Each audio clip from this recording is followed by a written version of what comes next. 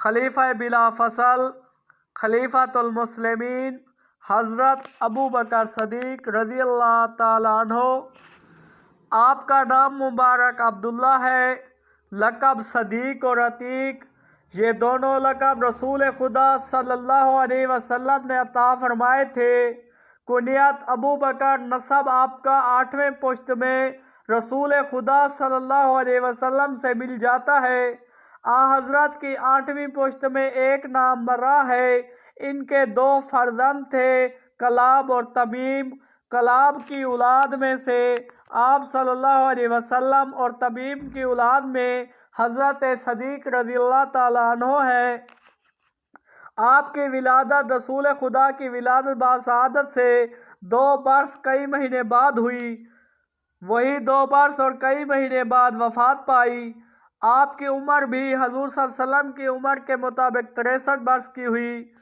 آپ کا رنگ سفید تھا، جسم لاغر تھا، رخساروں پر گوشت کم تھا، پیشانی ابری ہوئی تھی، بال سفید ہو گئے تھے، مہندی اور تیل کا غصاب کرتے تھے، بڑے نرم دل و نہایت بردبار تھے۔ رسول خدا صلی اللہ علیہ وسلم کی رفاقت میں سب سے سابق اور فائق تھے۔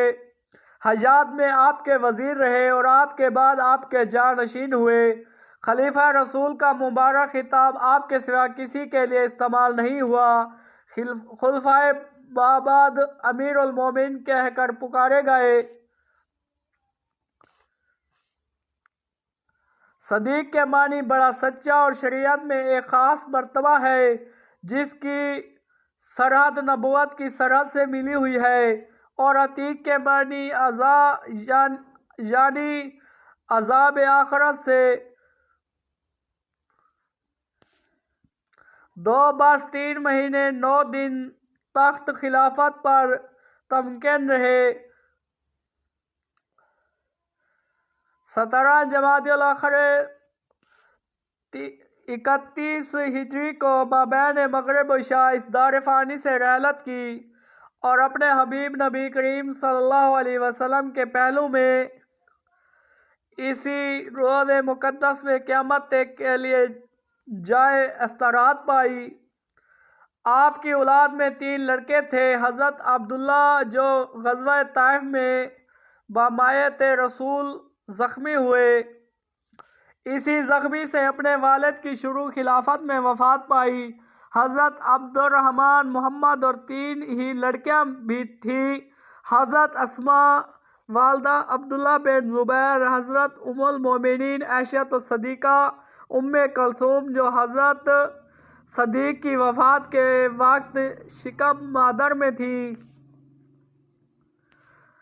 حالات قبل از اسلام اشراف قریش میں سے تھے، بڑی عزت اور وجاہت و ثروت رکھتے تھے۔ تمام اہل مکہ ان کو اس قدر مانتے تھے کہ دیت اور تاوان کے مقدموں کا فیصلہ انہی کے متعلق تھا۔ جب کسی کی ضمانت کر لیتے تھے تو قابل اعتبار سمجھی جاتی تھی۔ سب لوگ ان سے محبت کرتے تھے اور لوگوں کے بعد کام ان سے نکلتے تھے۔ اہل عرب کے نسب کا علم سب سے زیادہ رکھتے تھے، فن شعر میں اچھی مہارت تھی، نہایت فصیح و بلیغ تھے، مگر اسلام کے بعد شعر کہنا چھوڑ دیا تھا۔ زمانہ جاہلیت میں بھی کبھی شراب نہیں پی اور کبھی بت پرستی نہیں کی۔ بچپن سے حضرت صلی اللہ علیہ وسلم کے ساتھ فدیانہ محبت رکھتے تھے۔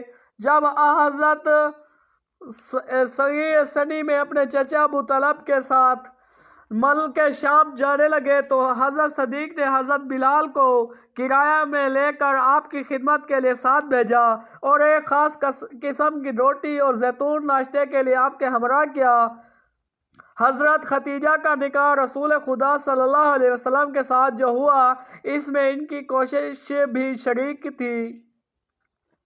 حالات بعد اسلام قبل ہجرت رسول خدا کے مبعوث ہوتے ہی سب سے پہلے اسلام لائے اور کوئی معجزہ بھی آپ سے طلب نہیں کیا۔ حق تعالیٰ نے فطرت سلیمہ عطا فرمائی تھی، پھر بے در پہ طیبیات غیبیہ نے آپ کو بعثت کا منتظر بنا دیا تھا۔